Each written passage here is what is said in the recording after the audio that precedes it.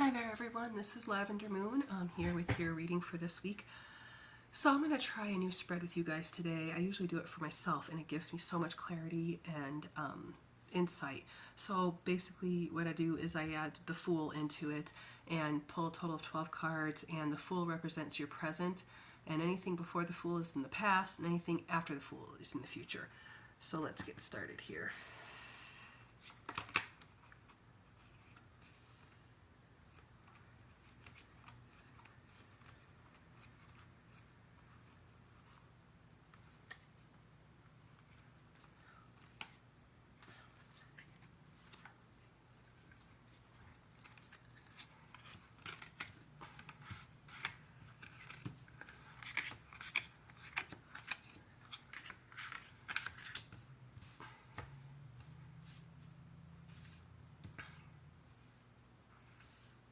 Okay, so looks like you're trying to be frugal or hold on to someone. So this could be love or money or job related. But it looks like you're trying to hold on to money or someone, and then there's some competition, which whatever the result of that was left you feeling sad, but don't worry, the Three of Swords is a temporary, it's minor arcana, so it's temporary.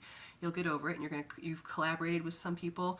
If you notice in the Three of Pentacles, the guy in the green tunic is painting beautiful flowers, and the other two people on the side are admiring his work, and they're working together, and they're helping him, make it a more beautiful painting. So then it looks like either you are embodying the traits of the King of Cups. Doesn't matter if you're male or female, the King of Cups is not necessarily a male just because he's a male depicted on the card, but he's also very intuitive and sensitive and very psychic. A lot of people, or I have read that the King of Cups is like a ladies' man because he's like the master of love, and that I don't know if I believe that, because looking at his face in this card, he looks very genuine, very, very like feeling. And he reminds me of my husband, even though my husband is an earth sign, and really the King of Cups represents Scorpio, a water sign, of course. And so he's looking at the Queen of Swords here, and either the Queen of Swords could be you as well, or could be the other person in your life. The Queen of Swords, she tells the truth no matter what. And so sometimes people don't know how to take her because she's very frank sometimes, isn't always very feeling about how she expresses her truth. It could also be that, the truth is coming in for you that you're like, wow, I've never experienced this and this is really hard. So then you have the High Priestess, who tells you to trust your intuition. She's very intuitive herself. So yeah, trust your intuition. Looks like you were nostalgic about the past, or maybe a past person came in and just made you feel trapped. Because you've got the Eight of Swords here, and in there, you can tell she's blindfolded. She can't see that there's a way out in front of her and behind her, but there is, because the swords are not exactly all around her, but behind her there's a huge space that she could get out if she really looked for it.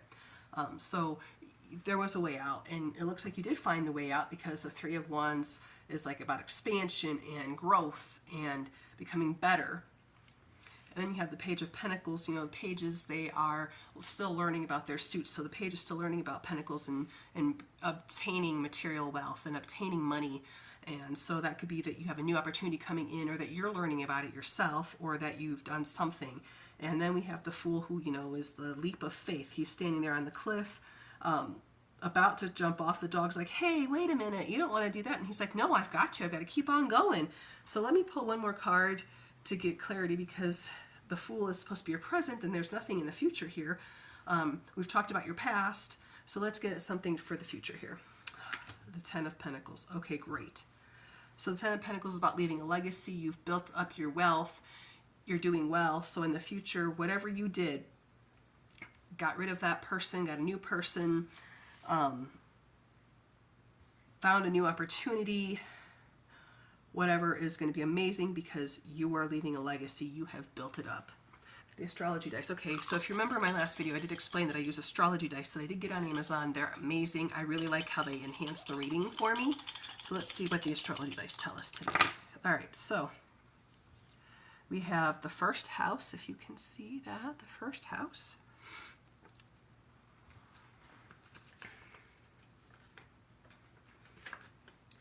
and to explain, these numbers are the houses on the astrological chart, and each one is a area of your life. So the first house represents your personal life, your belongings, and physical possessions, how you look, think, or feel, and it can warn against misfortune.